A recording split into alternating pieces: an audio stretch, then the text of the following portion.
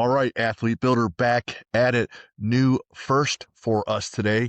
Jena Robinson, she's a first. Also, cheerleading and tumbling and competitive cheer at a high level, at the college level, also a first for us. And if you know, at Athlete Builder, we talk about building athletes mentally and physically, and it just crosses all sports. So we're looking to have a whole new person and a whole new sport on our show. And as always, we're brought to you by the AEA Institute. The Mental Edge Academy is going strong. Hit me up, info@athlete-builder.com, to talk about that in our summer programs where we build mental performance.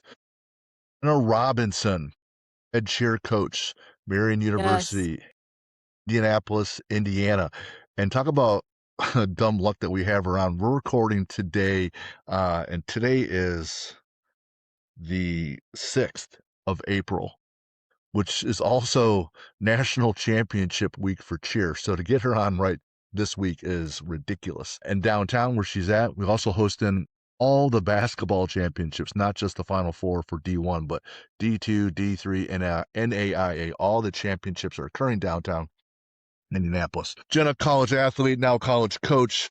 Jena, who do you have winning the Final Four? Who do you have winning the big game tonight? Tonight's Monday. It's Michigan and UConn. Who do you got winning the game? So don't hate me, but I'm going to have to say, first of all, thanks for having me on. I'm super excited to be here. For sure. And I'm going to have to say UConn. They've been using our gym this week and last week. Okay. So we've seen them on campus. I Fun story, one of my athletes texted me and they're like, "Hey, UConn's coach is just sitting out in Peyton Manning Hall of Champions just staring off into space." And I'm like, "You know what? Sometimes that." He's like, "Sometimes it's like that. He needs a second to mentally recoup and then get back in the gym for practice." So, I'm gonna have to go with UConn on this one. Not sticking with the Big Ten, and that's okay. Being from Ohio, I personally don't cheer for Michigan. I do like to see the Big Ten win, but not a big Michigan fan. But I do like to see them. UConn, they both teams look outstanding going into the final game, so it could really go either way. I looked at your bio, your history. I saw you're a two-sport athlete in college, at least your freshman year before you decided to specialize in one sport.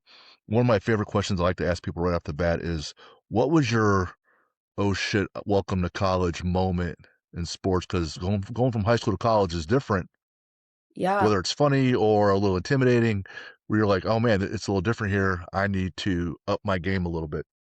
Definitely the time commitment, first of all, the structure. I mean, everyone in high school has a structure.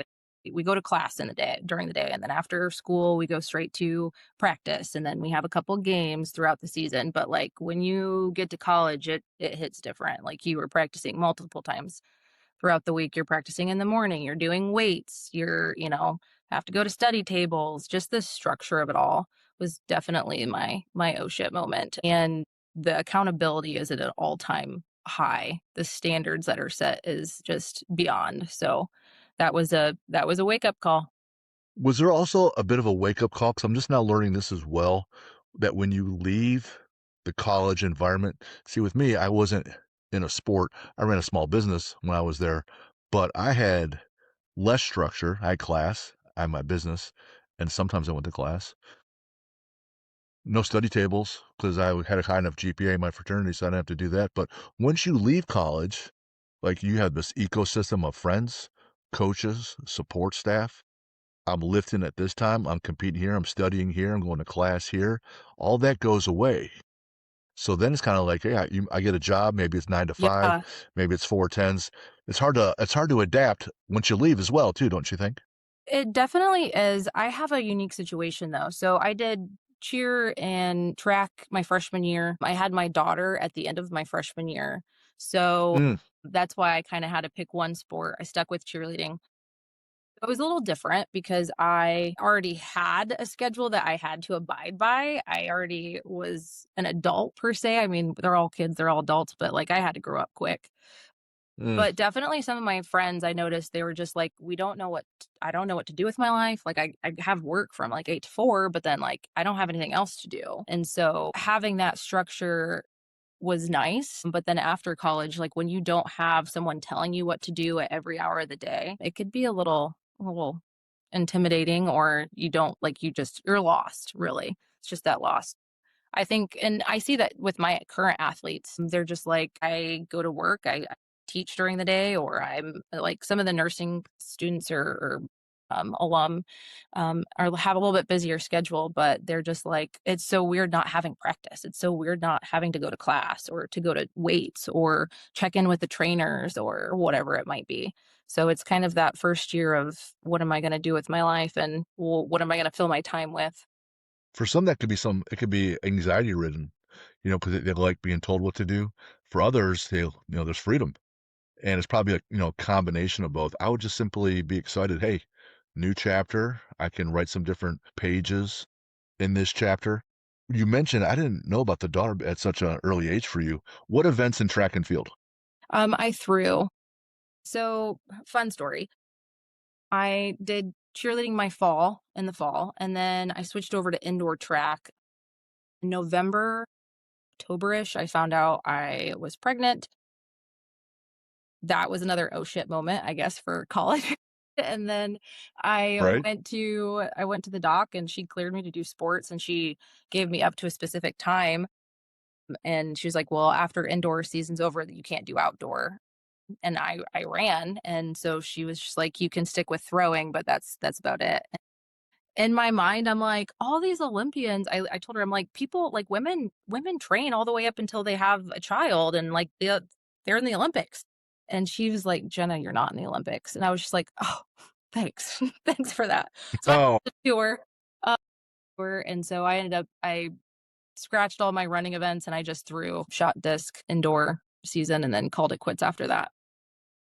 gotcha. So never with the hammer, never with the javelin, but shot No, and I discus, missed out. right? I missed out. Yeah, I was excited for that Gotcha. though. And where'd you go to school? Trine University used to be Tri-State up in Angola, Yeah. Indiana, Steuben County. Right, I right, think right. it's turned to Trine maybe my second or first year there. So it was a switch from Tri-State to Trine. Yep. We sent a couple baseball kids there from my gym and met some other folks. Awesome, awesome group of people. Switching gears this week, national championships in cheer. Yes. Before we get into the nuts and bolts of what is cheer, how do they score it, what does nationals look like? It's this week. If the Indianapolis Star was down in Florida for this event covering it, which is where the Nationals is hosted this year, what would the Indianapolis Star say about your team's performance this week, this coming weekend? First of all, it's our first time going to this specific national. Um, we we're super excited to be there. This is like the big dog stage for this is where you want to be if you're a cheerleader in college. Like this is where you want to compete. They would say they'd be excited to see the routine, uh, excited be excited to see what these athletes are going to do this week. I'm going to be excited to see what the athletes do this week and kind of just, set the tone for hopefully a culture building program to, see if we can get some more recruits in and kind of keep building. But our main goal this season, honestly, is just to go get the experience, get the athletes under the lights on the shelf and have that experience because that's a big stage to be at. So I'm sure they're not only excited, but they're probably pretty anxious to be down there and competing. Gotcha, gotcha. I like that. So you're looking to learn, pick up the experience, and if you could come away from this weekend and say, "Hey, man, these 3 things occurred that we were hoping would occur, and we are now known for this. We now have this as a part of our team's identity after this weekend." So it's hard to say because 'cause I'm asking you to project the future and predict it. But if you could say, "Hey, man, after this weekend, I can confidently say A, B, and C." I would say resilience. The team has been through it this season. So we've had some people with injuries. We've had some people that have stepped away from cheer's different. Like you can't just throw an alternate in like basketball or football. Like you don't, I mean, you have a bench, but like that person is doing absolutely everything in a 2 minute and 15-second routine. So to take someone off the mat and to put someone else in their place is extremely difficult. So That means our routine is changing. That means what we're doing is changing. That means how we're doing it. Like everything about the routine changes as soon as one person comes off and a new person comes on. And so being able to first make it to Daytona, that would be A. Like we made it. We're getting on Nice. a plane. We're taking the stage at 9 a.m. We're ready to go. We made it. The second thing is just resilience and persistence, dedication. Just the crew that we have left at this end of the season is really setting the bar high for incoming athletes that are coming in. And then 3 is just the culture is just so different this season. Like everyone is just so close, so kind, so they're there for each other. And I think that's going to play a big part in Daytona too, because it's cheers also a sport where you have to trust your teammates. Like we are throwing people in the air, like it is safety things. So having that closeness of the team is another thing that we're definitely going to step away with. So those things aren't necessarily like I have faith that that's what's going to happen and what we're going to step away with. So it's not necessarily predicting the future, but that's kind of where we're at right now. Nice. Nice. Looking to learn, looking to adapt and overcome, and looking to continue to promote the culture that you're building and have a program that's evolving year after year. That's huge. Walk me through prelims, the first round, the final round, how that looks, the percentages, how it's scored, Yeah. the logistics. Just tell me how that works. So, setting up for the season. So, we typically plan for the season in November, October-ish. We're kind of seeing what skills we can do, what skills look the best, what skills we can work on, and then build a routine from there. Our routine consists of several things. We have tumbling, standing tumbling, and running tumbling. So, standing is where you're just literally standing there and you perform some skill. Running tumbling is where you get to run across the floor and perform the highest skills. But we have jumps. I'm sure everyone knows what a cheerleading jump is. They've seen a toe touch. So we have to do 3 different jumps. We have group stunts where there's just that small either 3 to 4 athletes doing a group stunt. We have to have several of those. And then we have the pyramid where everyone is together and we're performing one giant building skill at a time. So those are the things that we're getting scored on. We're getting scored on how difficult that skill is that we're doing and how well we're doing at execution. Difficulty scores range from 1 to 5 in tumbling and jumps. And then for building, it's 1 to 7.5. Execution is the same 1 to 5 or 1 and a 7.5. 1 to 7.5. So, depending on how difficult it is and how well we do it, is the score that we'll get for each section.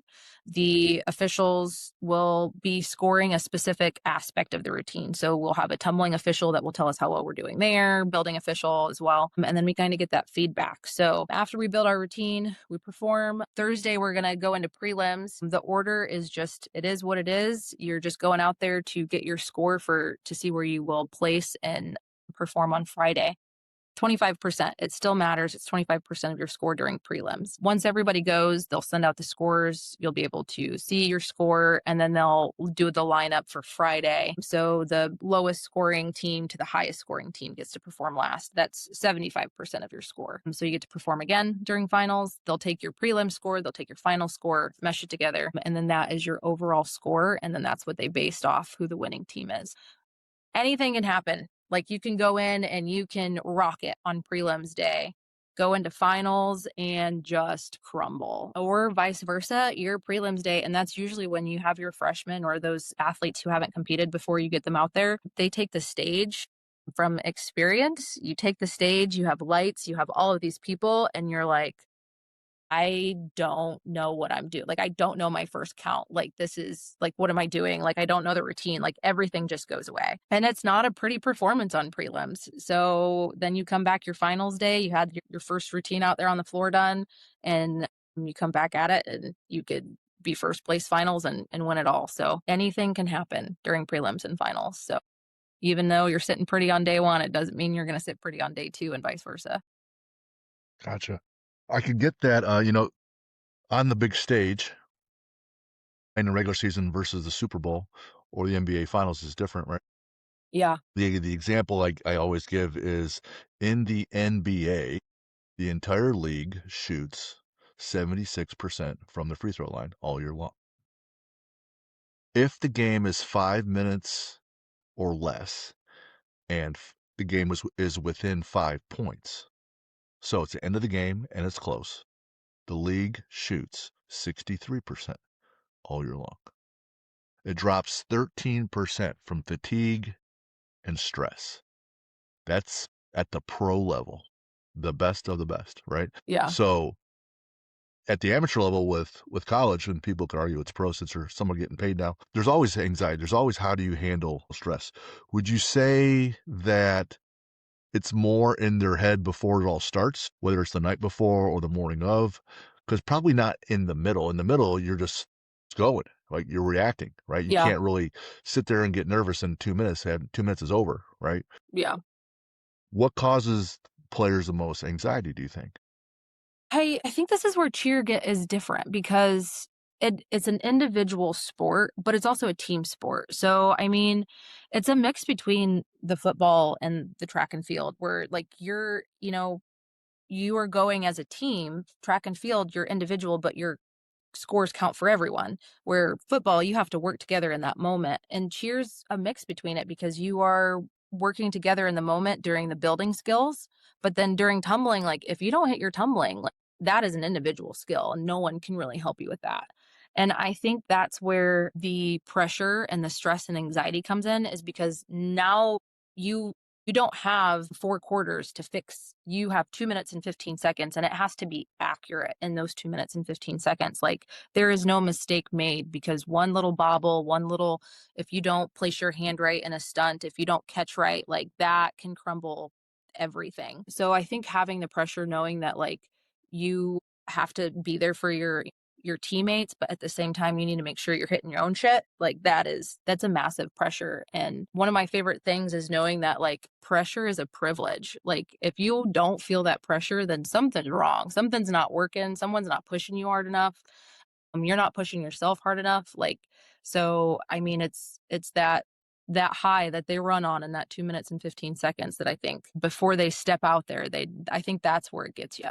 Like when the lights come Yeah. on and you see that mat and you know that that music's about to start. I think in that moment is the all-time high of anxiety for a cheerleader. But I bet the pressure is a privilege. Yeah, I say the same thing. Pressure is a gift. If you can utilize it, you know it's coming. You know your heart rate's going to change, right? You know that chemicals are getting released. How do you utilize it? We had office hours last week on Zoom, and that was the topic. Like, how do you know it's coming? How do you channel it? Can you Mhm. focus more? You focus more, and if you can, you're like, man, I can't wait for the pressure to build because it helps me focus. I'm excited because it looks like you look to it. Others, they start looking elsewhere. They're looking at the lights. They're looking in the crowd versus looking where they should be or the person next to them. Mhm. If you change where you're looking, that whole energy is flowing somewhere else, right? That's super tough. Now, you're not the athlete anymore. Those athletes are extensions of you and your ability and your identity. So, what gives Jenna a little pause before the routine start? What makes Jenna a little bit nervous, if anything at all? I Honestly, the music. So depending on where you're competing at, you as a coach is hit and play for that music, sounds so silly, but, like, just knowing, like, I'm hitting play at the right time or I'm playing the right music for my athletes, that I think that's, like, one of the biggest fears for all coaches. But also, I mean, for any coach, not being able to be out there with them and help them, and it's crazy because like, you want it as an athlete, but sometimes as a coach, I feel like sometimes there's those days where I'm like, I want it more, like, because I can't help you. I feel like that also translates into being a parent too. I don't know if that's why is because like they're my kids and I want to help them but it's not being able to help them at all other than just scream at them from the sideline and tell them what to do next or give them tips or cheer them on. That's the biggest thing. Just it's there, but it's not there. Reach out, but you can't touch it because someone else is Yeah. doing it, right? Yeah. And you kind of want to take it away from them a little bit and do it yourself Absolutely. sometimes, but at least as a parent. And when you do that, you make a mistake because the athlete doesn't have the experience. You took it away from them. You made it easier, and when now that it's easier, they're not as good as they could be, right? They won't have that experience. They won't have that lesson, that reference point. So it's a huge balancing act, which is super tough because you want to do everything to help. And so a lot of times helping is just stepping back and letting them take the ups and downs. It's funny you say that about the music. You got some upbeat routine and you hit play and Chris Stapleton comes on and singing country music. Or sometimes, like, if It's you all have it's all yeah, over you'll have then. your phone plugged in, and you have to make sure your phone is on airplane mode because you can hit play, and then you get a phone call, and then it, like, messes everything up, so or sometimes throughout the season, our music actually is something that we will get scored on too. How well does it match up with the routine? Like, is there little nuances that like little dings place take place in the music when we're hitting a skill? And so sometimes we'll get new music throughout the season, and so making sure that I'm playing the right version of my music is and make sure that's loaded, or did I turn in the right version? So yeah, it sounds so silly and such a minor thing, but I kid you not, all coaches get stressed. Even to the point where at nationals this week, we will have a form that we have to fill out that says that if we do not stand by the DJ booth and play the music, we're waiving the rights to be able to restart the routine or to do what happens if the music stops. So if there's not a coach there, we have to sign off a form saying that we're waiving the rights to do some, I don't know, to not to be able to start again or whatever. So it's a big deal. You bring up an interesting point that in that sport, sometimes, and what makes a sport is the fact that it can be random. It's not at home, in your own gym, controlled environment. Everything's perfect, home crowd, or no one's watching, right? It's on stage. Things can go wrong a little bit, whether it's self-imposed or it could be something logistical. Yeah. At an NBA game, the lights could go off. At an NFL game, it could snow, it could rain, right? Someone could be sick that you're counting on. Someone could get hurt and bust an ankle, roll an ankle, tear an ACL. Talk about a time as a player or a coach when, in the moment, in the event, you're hit with unexpected adversity. What's your process? How do you gather yourself, refocus, and reengage? I mean, there's been so many times. Last year, for example, we were at Spring Arbor's home competition and the music went out in the middle of the competition. For you just got to keep going. Like you don't get to stop, you don't get to restart. The only time you do get to stop the routine is if there's an injury, obviously. And then if there is an injury, you pick up where you left off. So you can compete the first 30 seconds, and then where that athlete got injured, then you pick back up and then you keep going, and then the officials will score from that moment on. However, if it's a music, you know, logistic thing, you keep going.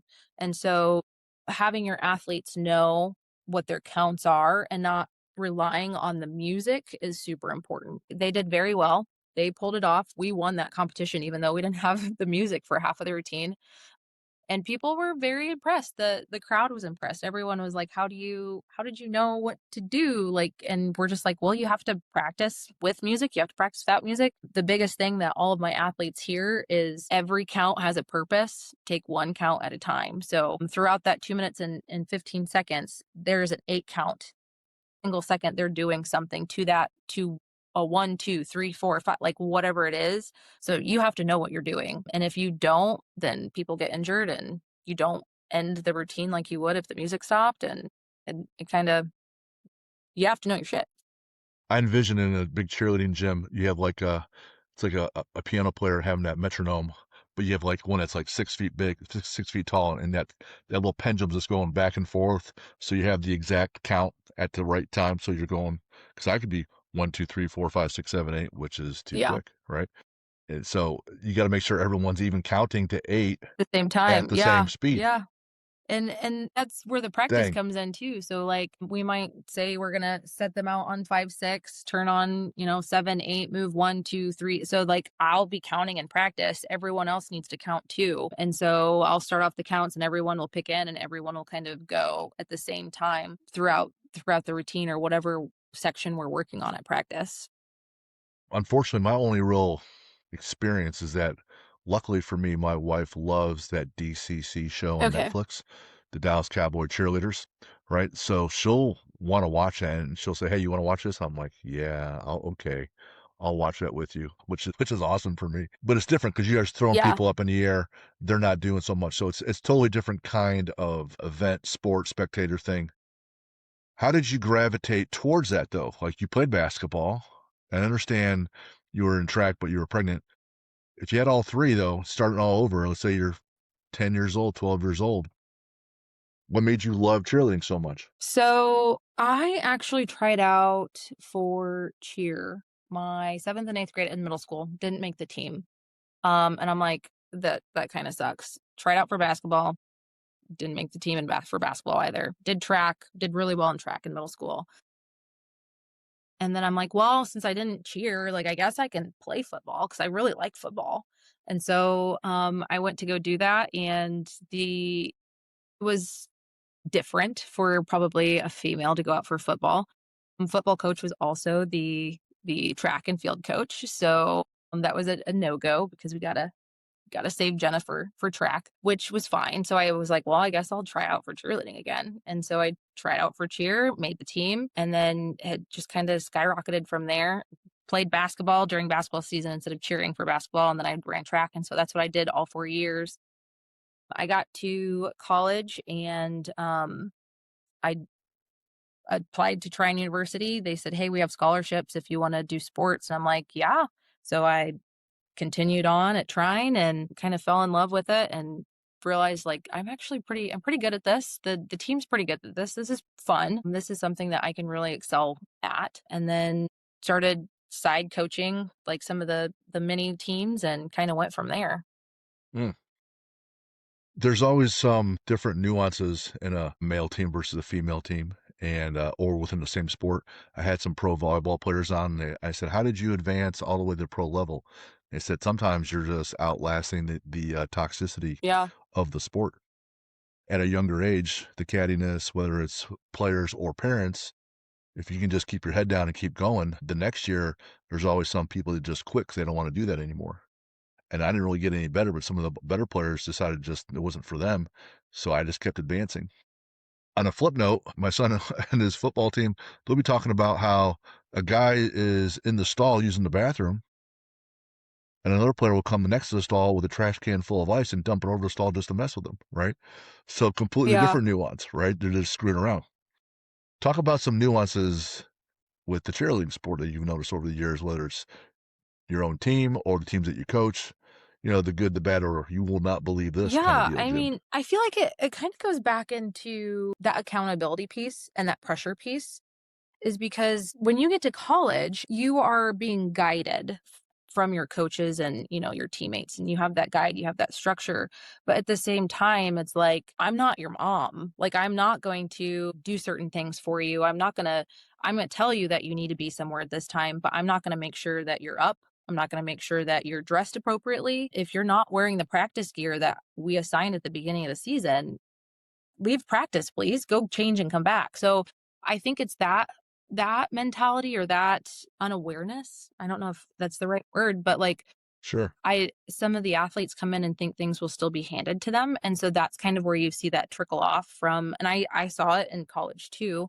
Like, if you're not holding that standard that needs to be there, then you probably won't be around very long. But I think cheer, as far as like the environment and the culture, is just so different than any other sport. I mean, everyone has the locker room talk, and there's things that go on and conversations that you have. They're just like, you guys just get so close. But I think it's that safety piece, like that trust, like you are entrusting the person next to you with your life because they are tossing you so high in the air and they have to catch you. The entire team has to tumble at the same time and make sure that we're doing what we're doing so we're not crashing into each other. And so it's just a different bond that you build, I think, within like the cheer teams from my experience too, from maybe like when I was on the basketball team and how close I was with my teammates on the basketball team, from the conversations to how you're acting to the trust piece, is just a different kind of atmosphere in cheer than any of the other sports that I've been in or I've coached. I'm guessing a lot of folks don't have a healthy level of respect of the injury rate. When people are landing, that they're absorbing force, and you wanna exert force in the ground whenever you sprint or lift, but when you land, you absorb force, and for every action, there's an equal and opposite reaction. So whether it's ankles or ACLs or low back, or if you get dropped and you Yeah. could have concussions. Talk about the injuries that are specific to the sport and how the clubs that lift got a better shot than the clubs that think they don't have to. Yeah, I also feel like it's the level that you're at. Like, there's probably gonna be higher injuries if you're at a higher level within that sport. You're trying more difficult if we're looking at that scale from the 1 point to 7.5 points.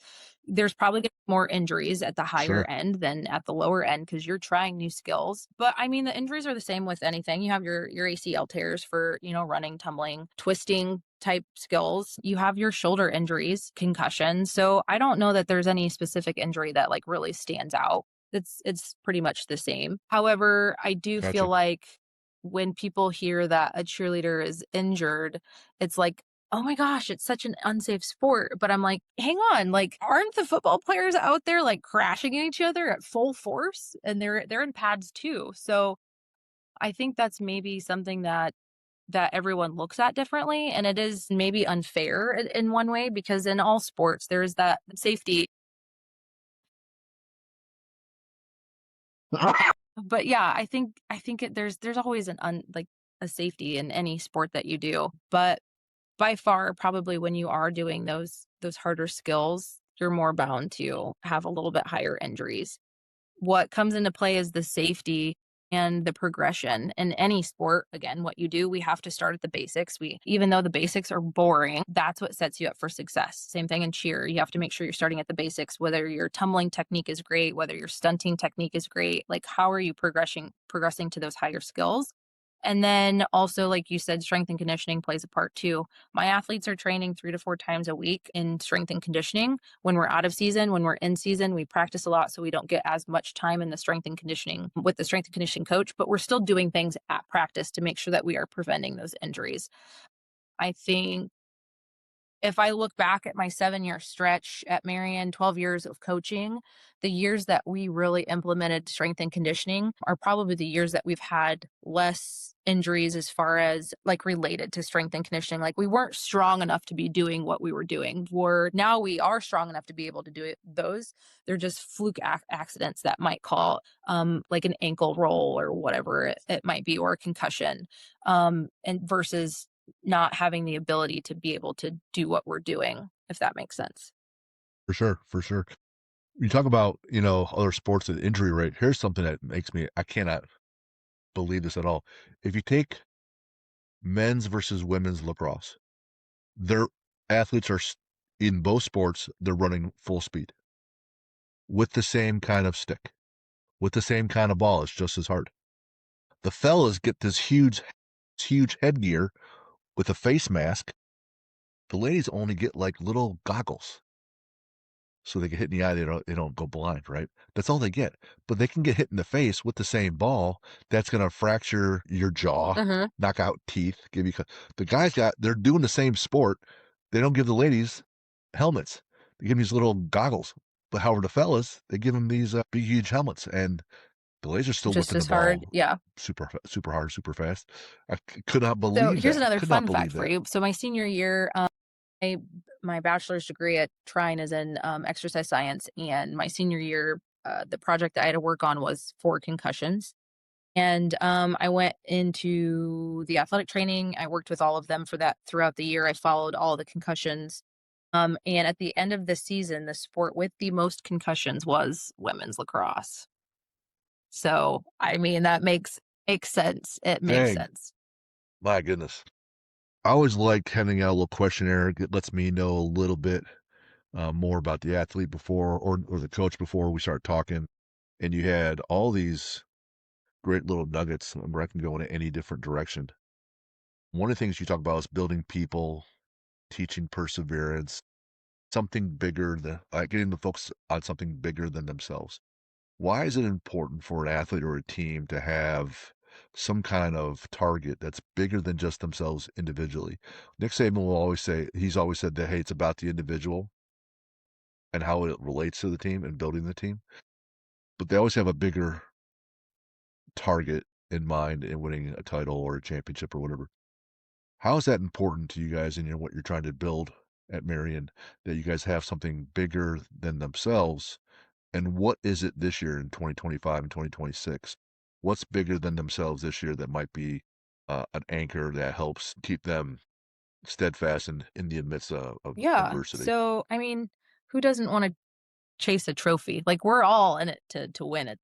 We want to get on the big stage. We want a conference title. We want a national title. So I definitely don't want to like push that too much to the side because we're all in it to win. But at the same time, when that is the number one goal, and at least in my experience of coaching, when that is your number one goal, the team tends to fall apart because it's not fun when you're not winning. And if that's your goal and you don't have anything else to build on, other things start to fall apart. And people don't, they become not team players and they become, well, we're not winning because of you and we're not winning because of this and we're not winning.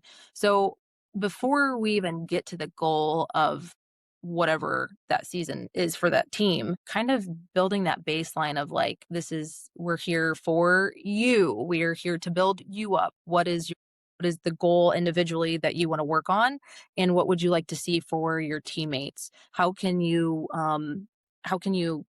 fill their bucket today? How can you help others before you help yourself?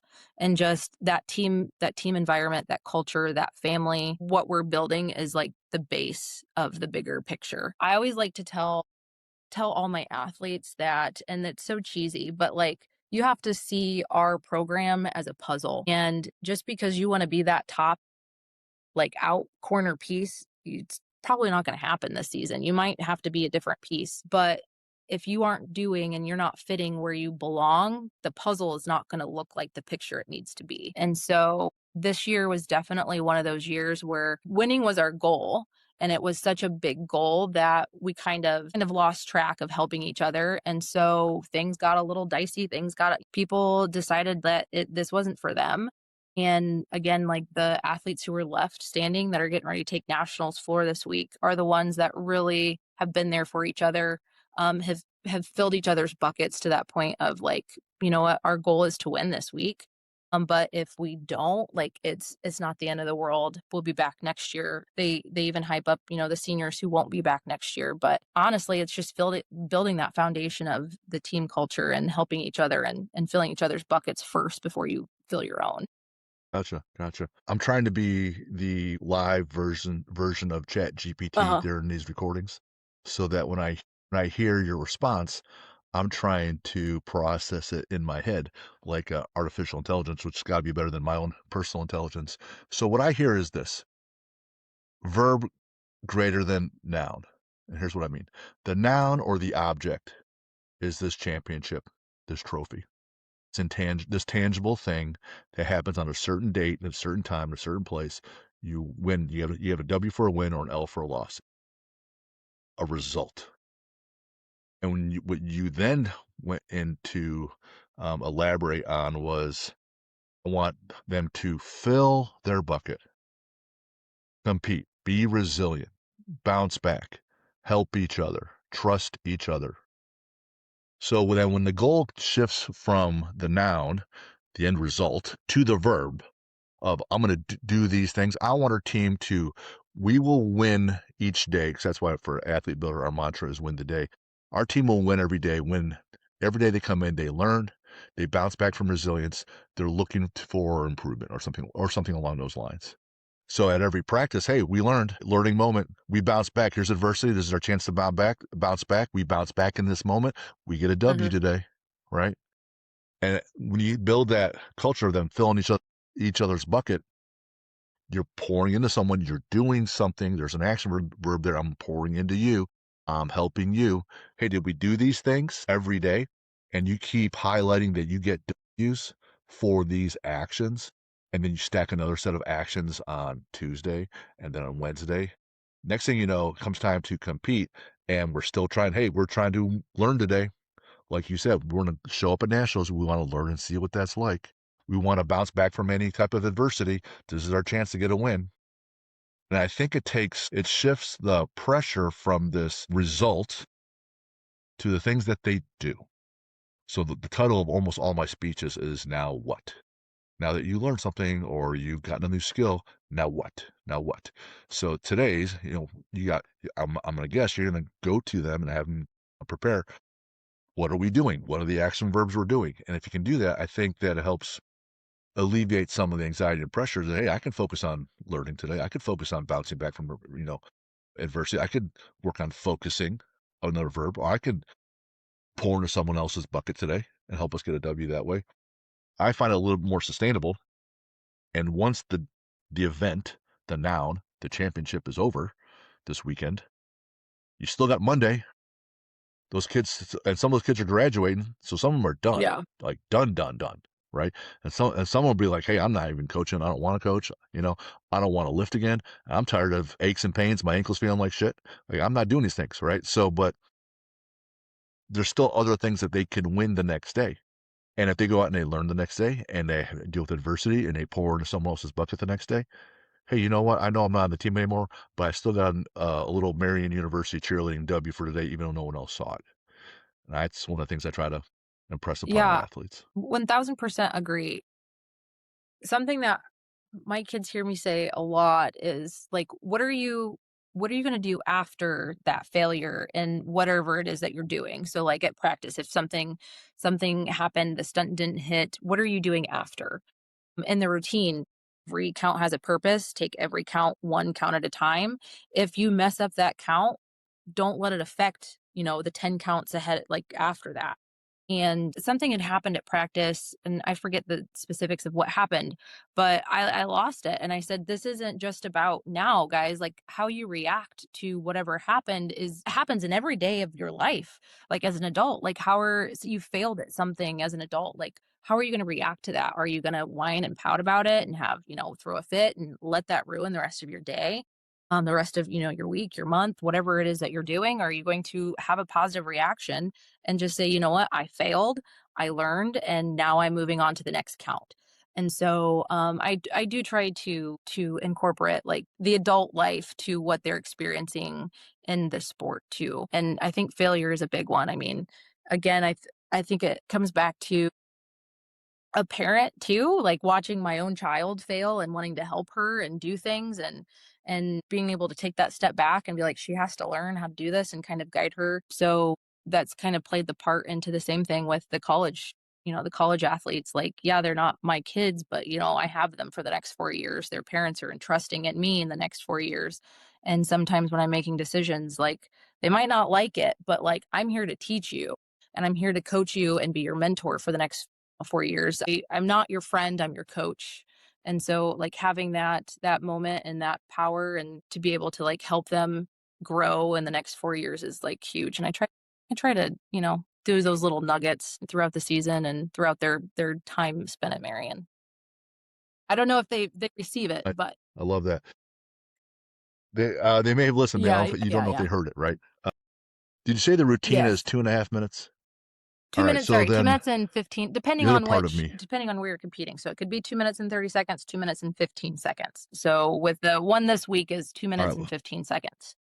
So it's 135 seconds. Here's another part of me, instead of being my own chat GPT, is I like math. 135 seconds. And the most difficult score is Yeah. 7.5, right? You said? Okay. How often does 7.5 occur? It depends on the day. So are we attempting or executing? So that's the other thing. I'll say for this It's nationals. You got this two runs at it, the prelims and then the finals. I would So statistically, how many teams are going to be there? How many are going to hit a 7.5, and how many will hit a number a little less? so that's different just because I have no idea what anyone else is going to be doing. But to be perfect, is it 10% of the time, 5% of the time, It 20% of the depends on the half the time? Yeah, Just roughly. I would say each team probably maxes out at a specific section of their routine. So, like this year, we don't have any seven and a Hmm. halves, but what we do have is that execution. So, although we are performing a 5.0 skill, our execution is a 7.5, so Mhm. that's gonna make up those points. So So you're gonna we'll get get all those those points points. made up Yeah, in right? execution versus the difficulty. Now, there's going to be teams out there that are doing the 7.5 in every single category, but their execution is not going to be a 7.5. So now their skill difficulty might be 7.5, execution might be a 5. So now we're on this even playing field. Mhm. And we've seen that Gotcha. at NAIA nationals. There's several teams who second runner up, third runner up, their difficulty skills weren't there, but man, did they execute. Man, was their routine like just immaculate and it was just perfection. And so that made up in those difficult Sure. skills. So it really both Yeah. categories do play effect there.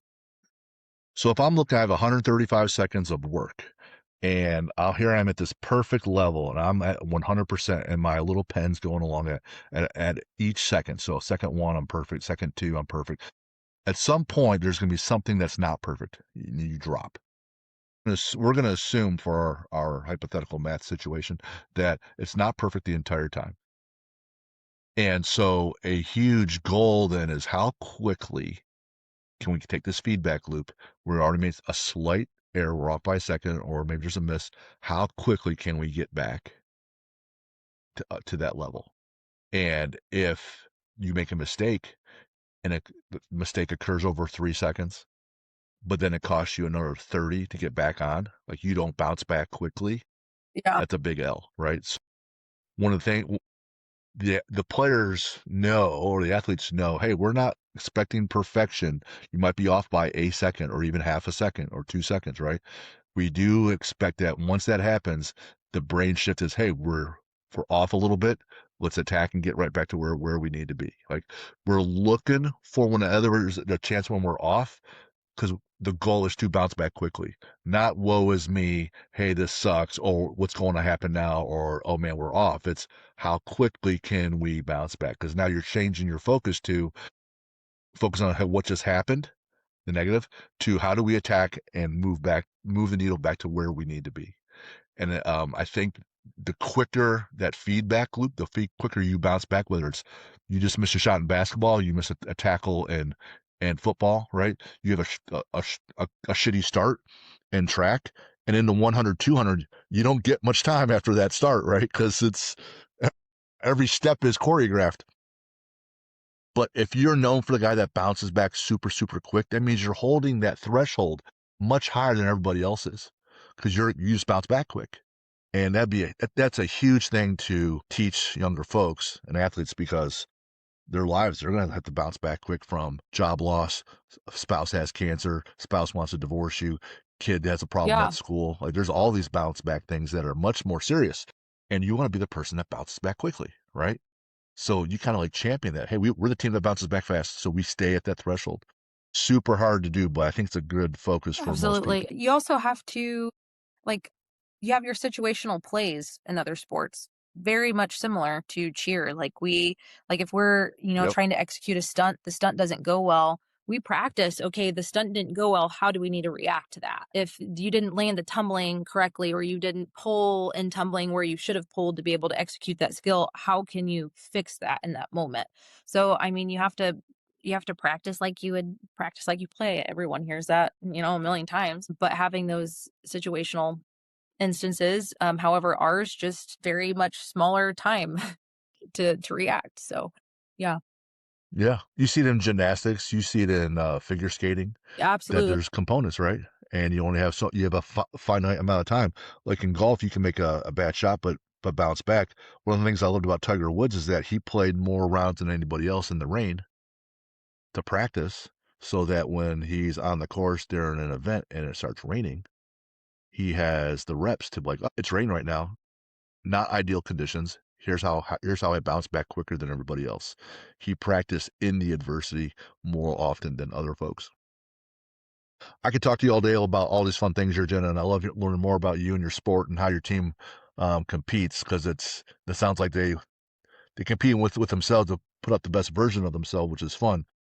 Now I know that when you're competing and you have to choreograph what they're doing to music, everything's gonna be upbeat. So when I ask you, what do you like to listen to when you train, you write upbeat hip hop Hmm. and pop music, Yeah. blah blah blah. Right, right. So I'm gonna turn it a little bit. You said you have to lift a little bit in your sport so you have a better shot. You're doing a heavy squat. What's a Oof. song that you would put on so that, you're gonna dial I in for this don't song? know. Like, you need something real aggressive. You're doing a new PR, wherever that could be. It could be 1 times body weight, 2 times body weight. When you unrack a heavy back squat, it's painful, It would right? So you gotta lock in and you probably do something like, I mean, maybe like a Kendrick Lamar song. I don't know, something very, like, that hits hard and hip hop or some kind of upbeat. I'm not a rock like, a right? lot of my friends, like, listen to rock and hard rock when they lift, and I'm just not. I can't get into it. So I'm gonna have to stick with the, Gotcha. upbeat hip hop, rap, Kendrick Lamar, something of that sort. Nice. When you're on the way home, like, I run a gym also, and there's aggressive music all day, and I'm around aggressive music, and now I'm done. I'm trying to shift my head on the way home in the 12-minute ride that I have, so I don't Like, come in yeah. and I'm super aggressive with my wife because 'cause I'm all wound up. So I'll put on different kinds of music, and they're very specific. Do you put on anything different if you're trying to switch from upbeat, positive, go, go, go, a lot of Yeah. energy, drama, right? Man, I need to chill so the next person I talk to, they're not, like, To be freaked out. honest, after practice, I don't listen to anything. My car is silent. It is I've done silent, that and too. I will get I home, like that I too. will park in the garage, I'll turn Yep. off the car, and I'll just sit there and silent. But, Right? I mean, it depends on what I'm Yes. doing. If I'm just I sitting love in the that. office and I'm working on things, then I might have some, like, smooth jazz going, something chill music. If, Nice. yeah, you're at practice, it's probably warm-up music, super, super high upbeat going. But yeah, it just depends on what's going on, but for sure, there's moments where I have, like, very chill, relaxed, smooth jazz or something like that to mellow out for a little bit. Nice. I'm looking forward to hearing this next answer. I wrote down a question. What's your bucket list adventure you wanna do? Something you haven't Yeah, done yet. I wanna go see Banff in Canada, like, that is a serene mountain escape. The water is just, like, clear blue. It looks like a picture. It is absolutely gorgeous. I don't know if you ever looked it up. I follow, like, 50 pages, different pages, photography pages on Instagram, and every time something pops up, I'm like, "I have to make it there." I kind of wanna do that this summer. I don't know if I'll get around to it, but it's definitely on the top of my bucket list to be able to travel up to Canada. I love that you said that, like you would say, funny story, a fun fact. So I turned 50, um, in 24, in December of 24. And my wife said, "Hey, where do you wanna go for your 50th?" And I said, Yeah. "Banff National Park." And she and I have been talking about it for a number of years. And so in the summer of 25, so last summer, we went. We flew into Calgary, and we went to Banff, we went to Jasper, and what I tell people is it was like a 10-day trip.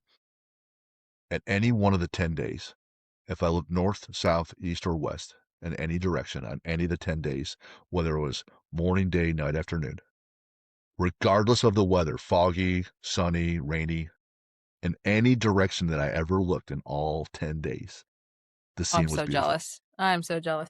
We were on we were on the water, like you said. We went kayaking in there. We were riding a horse. We went hiking all the time, biking, saw everything. It was outstanding. Outstanding. All right, Uh, favorite sports movie? I don't does Waterboy count? Like, that's a classic. Like, I Waterboy is my For sure, number yeah. 1. Like, Yeah, that yeah. will forever stick with me. So, that is up there. Favorite sport to watch? Obviously cheer, because that's, like, the love of my life, but softball's is a really close second. My daughter plays softball, and she makes me wish I would have played softball. Like, it is electric. I absolutely love it. Yeah. Favorite athlete to watch? Any sport, could still be alive, could be dead, doesn't matter. Let's go with, I you know what? I just because 'cause I'm in Indianapolis and I love football, Peyton Manning. Gotta love Peyton Manning. Just so sweet. So yeah, so sweet. Knows what he's Right? doing, knows how to, throw around a football, gives back to the community. Just all around an awesome guy. Yep. No argument. Favorite you have a book recommendation? Atomic Habits by James Clear, I think that's who it is. Just building small habits equals big wins. makes a bigger habit. I truly believe that from, anything that you do in life. You have to start small and then be able to work your way up. So it gives you great feedback on how to do that, how to start building habits, what to do, all of that good stuff. So shameless plug here. I've been through that book a number of times, and in my own book, I reference him the most of any other author. And having been a math guy, I'm not a writing English guy. But after having done so many things just a little bit at a time, I'm like, well, I'm gonna write a book, and I'm just gonna atomic habit the shit out of it. And I'm just gonna during this time frame every morning, I'm either write, and when I'm done with these sections, here's when I edit, and here's my loop Uh-huh. to keep going back and forth. And over the course of a year, and what I did about a year of research, and then a year of writing, and then 6 months of publishing, I'm like, well, there's a 400-page book. And how do I build athletes systematically? And I base a lot of the approach on that atomic habits approach. So I love that. I love that reference. Do you have a now? This could be a real life person, or it could be fictional. You got a hero and a villain for us that you like? I would say maybe like my cartoon superhero would be Wonder Woman. Like, who doesn't love Wonder Woman? And then a villain, I don't have any favorite villains. Like, I'm not, You don't see one of the bad guys and kind of cheer for no, him I ever don't in think story? there's any bad guy that I'm just like, I absolutely love. I mean, maybe the Grinch. The Grinch is, I guess, is a villain. Like, we can go with the Grinch. Yeah. Yeah. Yeah, right. He's bad. Yeah, that's a good one. What's your favorite lift in the You gotta gym? love a leg day. Gotta love a good leg day. Good squat. Right? You got a quote for us? I would say the 2 that are my favorite, like I said earlier, pressure is privilege, and then the other one is consistency does not guarantee success, but inconsistency can definitely guarantee failure. So, when you are not consistent, it's not gonna work out, but or when you are consistent, it's gonna work out, but you might not get to where you wanna be, but that inconsistency, that will eat you alive. Like, you gotta be consistent. 100%. That's right. Atomic habits too. Those small wins. Where can people find Marian University Cheer? Yeah, And where can they you can find you? find me in on LinkedIn, Jena Robinson. I had to throw my middle name in there because it's hard to find. Coach Robinson on Instagram, Marian Cheer Coach Robinson, Marian Competitive Cheer on Instagram as well, uh, or MUKnights.com. You can look us up at on the university website. I highly suggest to do that. All of our sports are absolutely killing it right now. If you open up the page, you hit that drop down sports link, every single sport is ranked nationally. And I believe Yes. my sport, we're the least, so we're ranked 24, and I think we are the lowest ranking out of all of the sports. Normally cheer's sitting up there about 12, 15-ish, but I'll take 24 out of like 90 schools. So yeah, all the sports are killing it That's right huge. now. Several national titles, track and field just won, men's bowling just won, women's just won basketball. So Marion is on a roll.